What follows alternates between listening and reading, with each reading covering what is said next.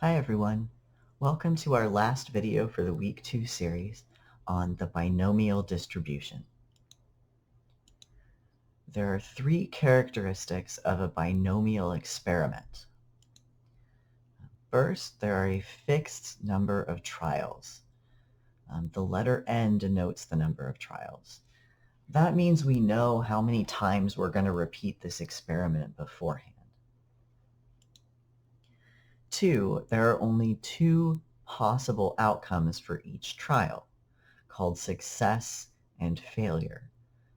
Note that failure in this sense isn't a value judgment like it is out in the real world. It just means outcome of interest or not outcome of interest. The letter P denotes the probability of a success on a single trial, and the letter Q denotes the probability of a failure on one trial. Sorry about that, got a phone call. Where were we? Oh, the sum of the probability of a success and the probability of a failure should add up to 1 because there's only two outcomes. So we've accounted for both outcomes, meaning that's our entire sample space. The third is that each trial of the experiment is independent and that those trials are repeated using identical conditions.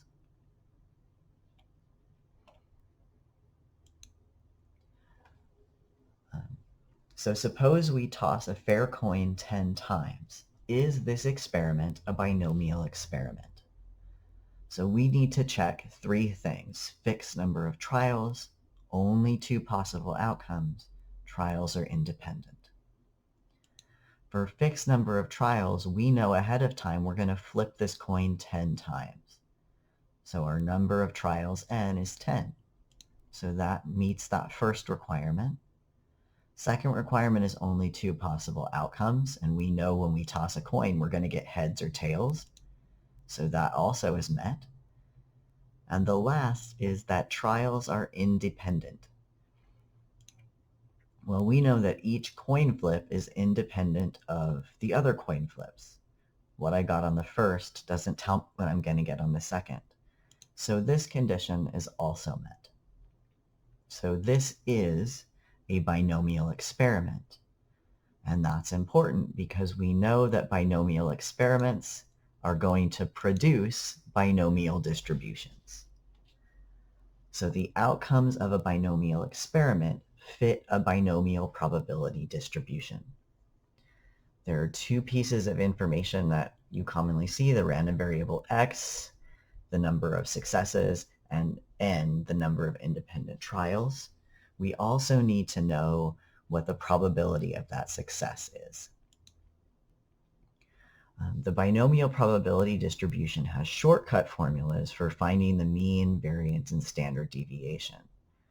So the binomial distribution is a discrete probability distribution, but because of some of the special characteristics that come from those requirements we talked about earlier, there are some shortcut formulas for finding those values. So the mean is the number of trials times the probability of a success on a single trial, n times p. The variance, which is the standard deviation squared, is equal to n times p times q. Number of trials, probability of success, probability of failure. And the standard deviation is just the square root of the variance. We want to undo that square. So it's the square root of n times p times q. For binomial distributions, it's often easier and faster to do this in a calculator than it is to enter all of the data into a list and run one-bar stats. So this is why we like binomial distributions.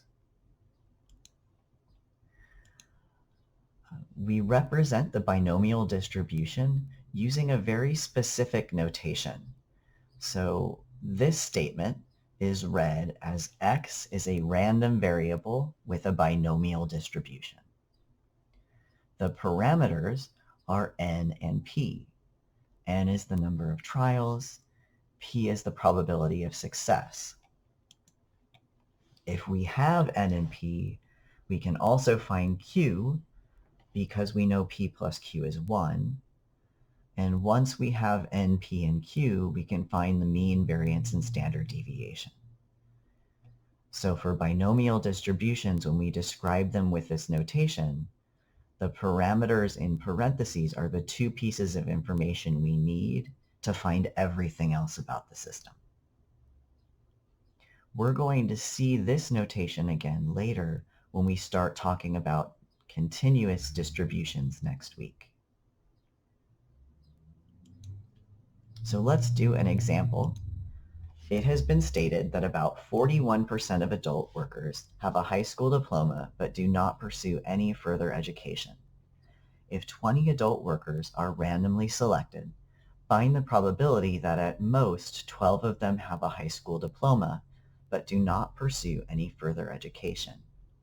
How many adult workers do you expect to have a high school diploma but do not pursue any further education? Well, we know that X, our random variable, is the number of workers who have a high school diploma but do not pursue any further education. I also know this is binomial because we have a fixed number of trials, 20 adult workers. We have two outcomes for any trial.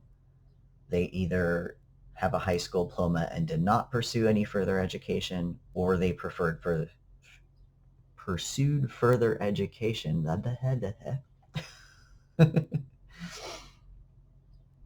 And from N and P, we can find everything else.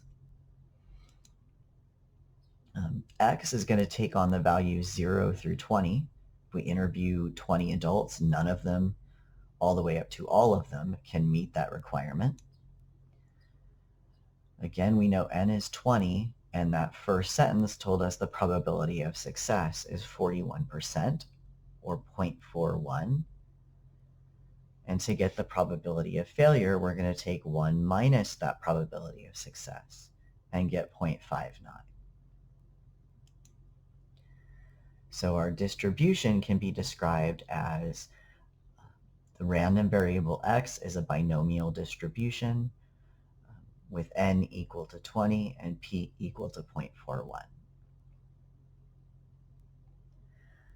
You'll notice that they ask us two things here. They say find the probability and then how many adult workers do we expect to meet this requirement. Let's talk about probability. How do we find that probability for a binomial distribution? So there's two ways to do it, TI-84 or in GeoGebra. If you're using a TI-84, you're going to be using something called the distribution menu, DISTR. And to open that distribution menu, you're going to press second and then vars. So let me pull up my calculator here and go back to the home screen. You can see above the vars button in blue it says DISTR. So we're going to hit second vars and we get to that distribution menu. And we're looking for binom PDF and binom CDF. And I happen to know that's all the way at the bottom of the menu, so I'm going to press up instead of down. And there I can see A and B are binom PDF and binom CDF. The PDF is used for exact values. I want to know the probability that exactly 5 people met that requirement. CDF stands for cumulative, and that looks at the less than or equal to statement. I want to figure out if no more than 5 people met that requirement.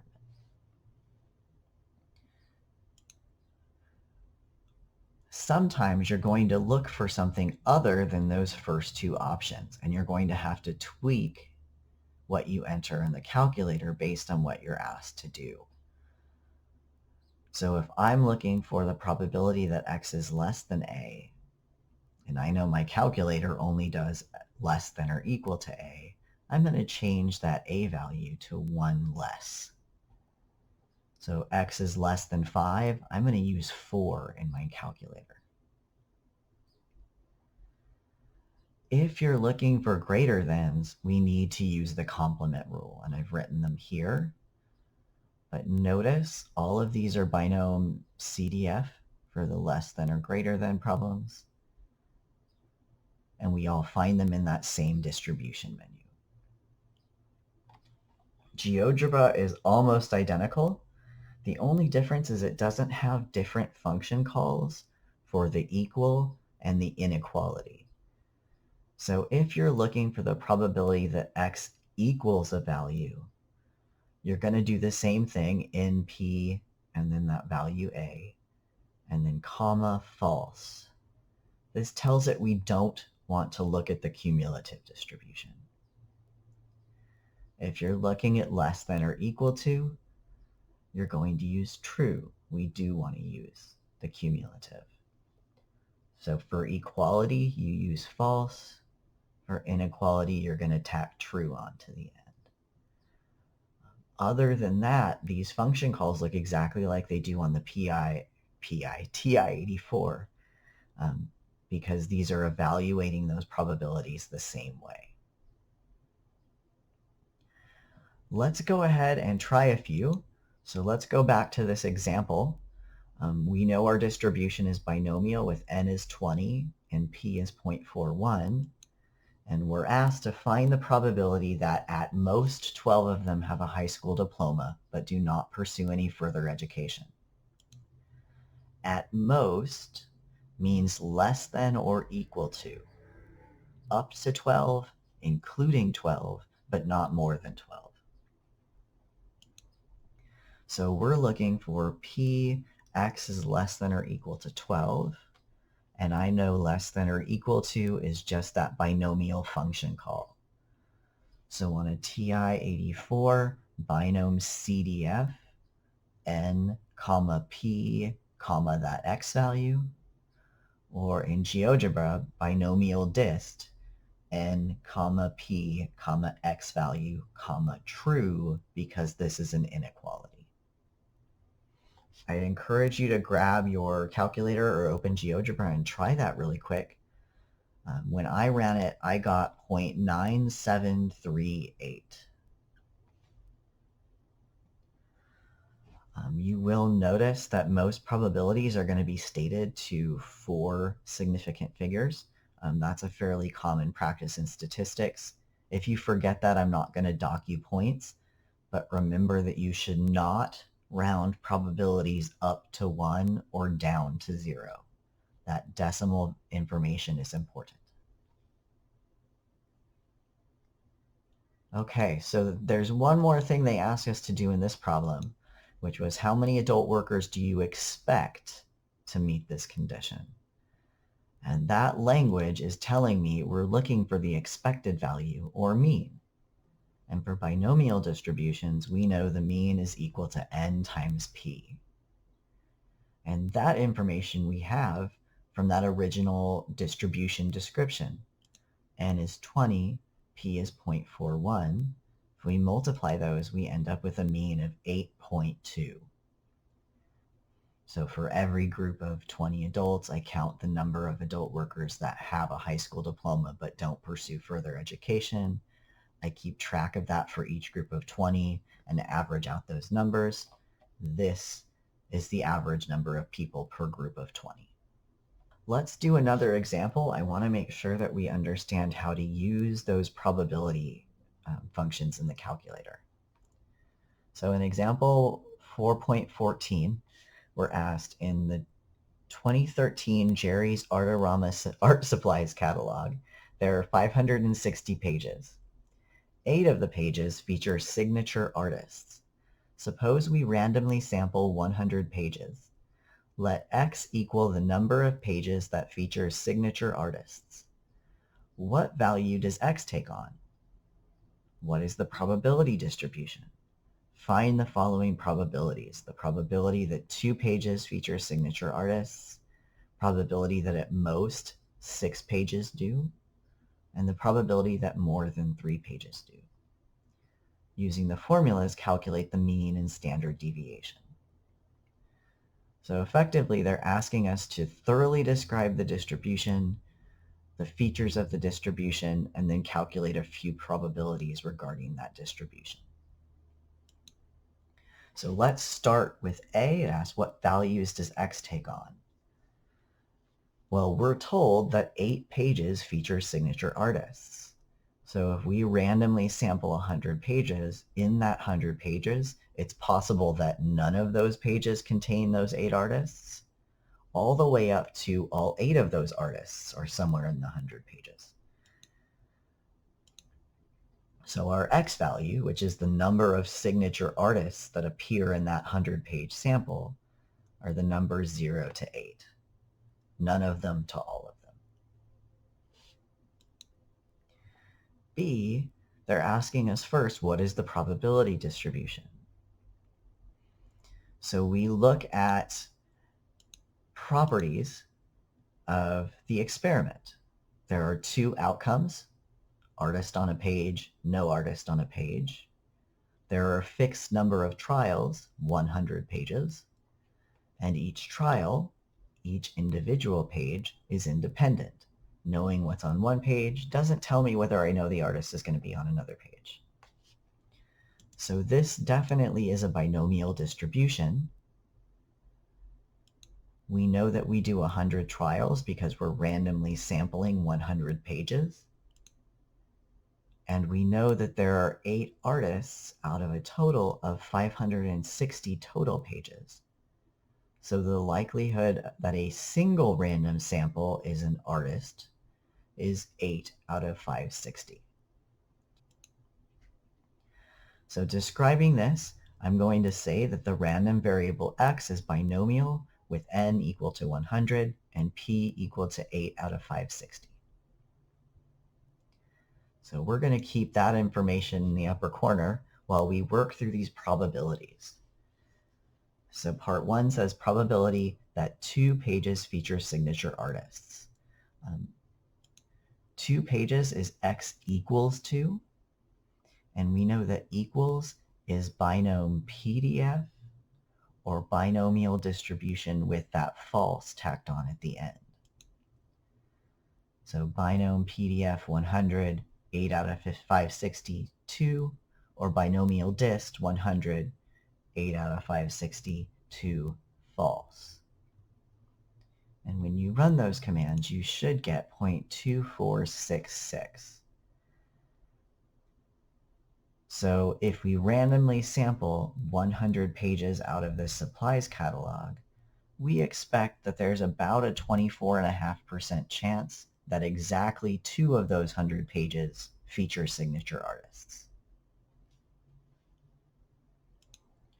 Part 2, the probability that at most 6 pages feature signature artists, sorry. We know at most is a less than or equal to, so up to and including 6 but not more than. And we learned from earlier, less than or equal to is just binom CDF or binom dist true. When I ran that information, I got 0.9994. So very close to 1, but not exactly 1. We are extremely likely, if we randomly sample 100 pages, to find somewhere between no artists and 6 artists featured in those 100 pages. That makes sense because that's most of our possible outcomes. The only thing we haven't accounted for is exactly 7 artists and exactly 8 artists. 3 says the probability that more than 3 pages feature signature artists. So more than 3 means x is greater than 3, and our calculator doesn't know how to do greater than, it only knows how to do less than or equal to. I know that the complement to greater than 3 is less than or equal to 3. So I'm going to use that complement trick. The probability that x is greater than 3 is equal to 1 minus the probability that x is less than or equal to 3. That's great because we know how to calculate that less than or equal to 3 statement. That's our binom CDF function call.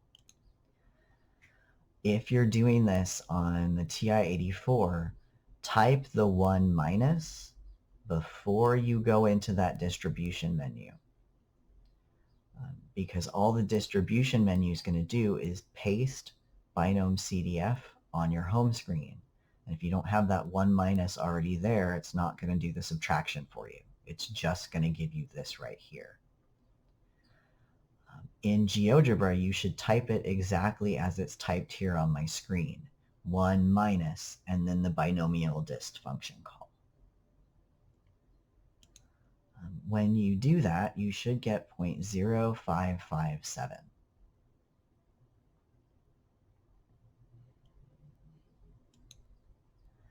The last thing they ask us to do is to use the formulas to find the mean and standard deviation.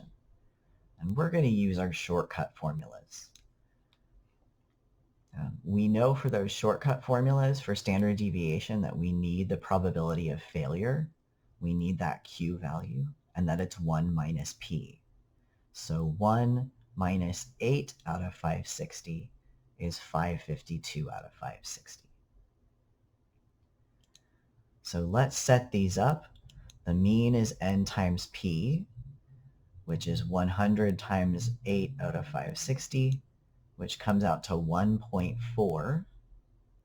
So we expect 1.4 pages on average to contain signature artists in a 100-page sample.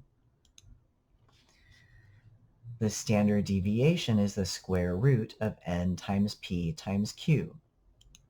So the square root of 100 times 8 out of 560 times 552 out of 560. And on my calculator, I got 1.2. So there's a spread of 1.2 pages per 100 pages containing feature artists.